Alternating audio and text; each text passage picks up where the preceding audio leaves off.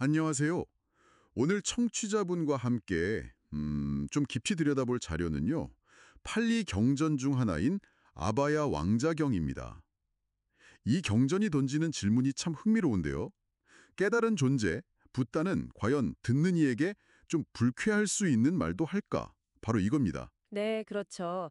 이게 단순히 한다, 안 한다, 이런 이분법적인 질문이 아니거든요. 말의 어떤 진실성, 그리고 그 말이 가져올 유익함, 또, 언제 말해야 하는가, 이 시의 적절함까지 굉장히 깊은 차원을 다루고 있죠. 이 이야기가 사실은 니간타 나타붓다라는 인물이 아바야 왕자를 이렇게 좀 부추겨서 붓다를 곤경에 빠뜨리려고 하는 그런 계획에서 시작이 돼요. 아, 그 유명한 쇠기 비유가 나오는 거군요. 삼킬 수도 뱉을 수도 없는 그런 질문이랄까? 오늘 저희는 이 이야기를 쭉 따라가 보면서 붓다께서 제시하는 그 지혜로운 소통의 원칙들, 그리고 그 근본에 있는 어떤 깊은 연민, 또 깨달은 분의 그 즉각적인 지혜, 이런 것들이 어떻게 나타나는지 청취자분들과 함께 좀 명확하게 이해해보는 시간을 가져보겠습니다.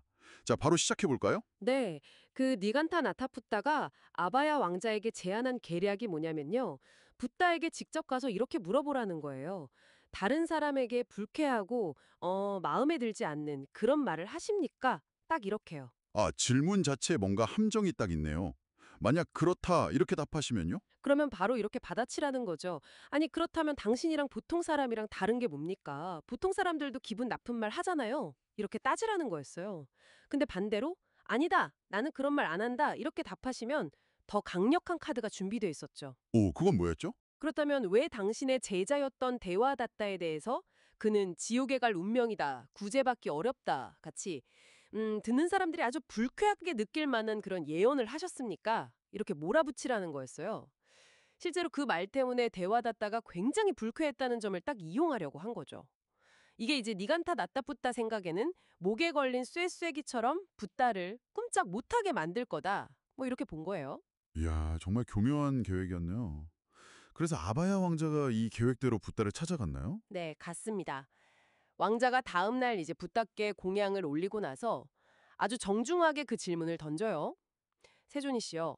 열애께서는 다른 이들에게 달갑지 않고 마음에 들지 않는 그런 말을 하십니까? 아, 여기서 붓다의 첫 반응, 이게 정말 중요할 것 같은데요? 정말 인상적입니다. 붓다께서는 바로 답을 안 하세요. 왕자여, 그것은 단정적으로 말할 수 없다. 이렇게 말씀하십니다. 팔리 원문으로는 나 호따 와자꾸마라 액감세나인데요.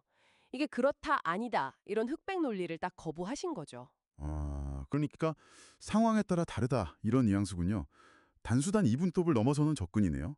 그럼 어떻게 설명을 더 하셨나요? 바로 비유를 드세요. 마침 그때 아바야 왕자 무릎 위에 어린아기가 앉아 있었거든요.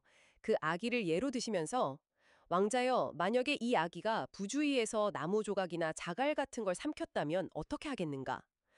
비록 그걸 꺼내는 과정에서 아기가 막 울고 피가 날 수도 있겠지만 그대는 아기에 대한 그 연민, 아누깜빠 때문에 그걸 꺼내주지 않겠는가? 이렇게 물으세요. 아, 그러니까 당장은 고통스러워도 그리고 그 아이에게 해로운 걸 제거해 주는 게 진짜 연민이다. 이런 말씀이시군요. 정확합니다.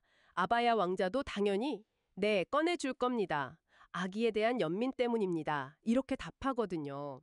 이 비유가 결국 붓다께서 때로는 좀 불쾌하게 들릴 수 있는 말씀을 하시는 그 근본적인 동기, 그게 바로 이 연민에 있다는 걸 아주 명확하게 보여주는 거죠. 그렇군요. 그럼 어떤 기준으로 말을 하고 또 안 하고를 결정하시는 걸까요?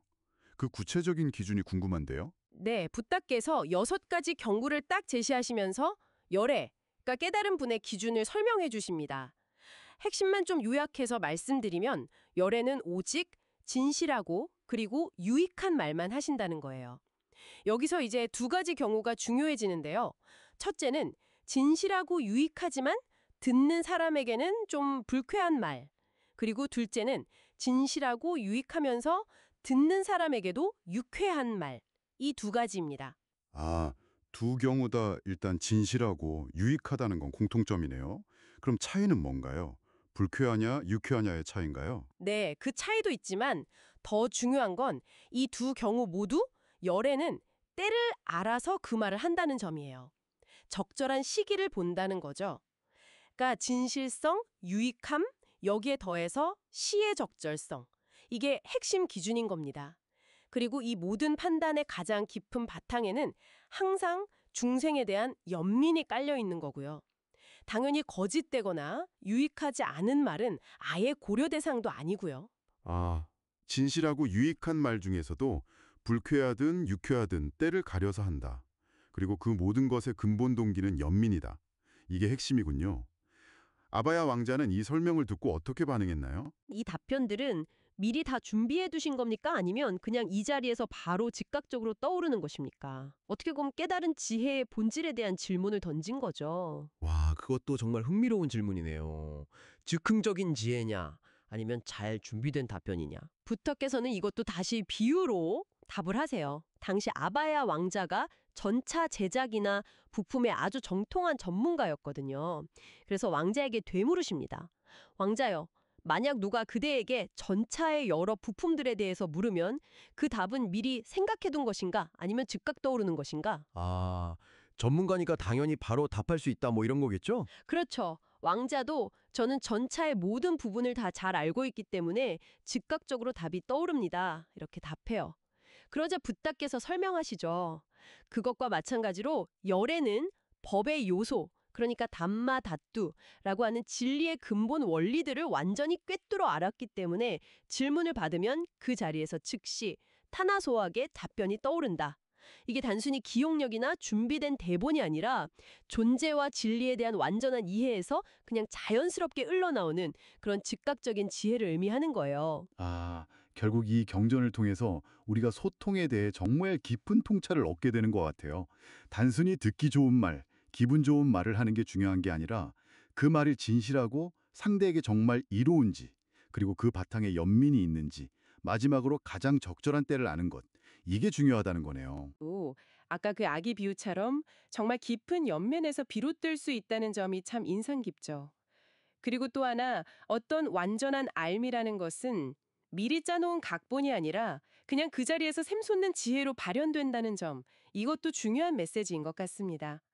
실제로 아바야 왕자도 이 설명에 크게 감명을 받고 붓다와 가르침 그리고 승가, 즉 삼보에 귀의하게 되죠. 네.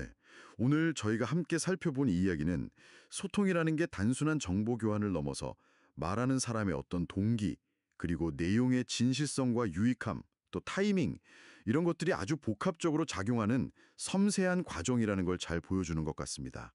청취자분께서는 이 이야기에서 어떤 점이 가장 와닿으셨을까요? 마지막으로 청취자분들께 이런 질문을 한번 던져보고 싶습니다. 혹시 주변 사람에게 그 사람이 받아들이기 좀 어려울 수도 있는 어떤 진실이나 조언을 전해야 하는 그런 상황이 있으신가요? 만약 그렇다면 오늘 이야기 나눈 이 진실성, 유익함, 연민, 그리고 시혜적절함이라는 네 가지 기준을 어떻게 한번 적용해 볼 수 있을지 고민해 보시면 어떨까 싶어요. 내가 지금 하려는 이 말이 정말 필요한 말일까? 그리고 그 말을 전하기에 지금이 과연 가장 좋은 때일까? 한 번쯤 생각해 보는 시간을 가져보시는 것도 좋지 않을까요?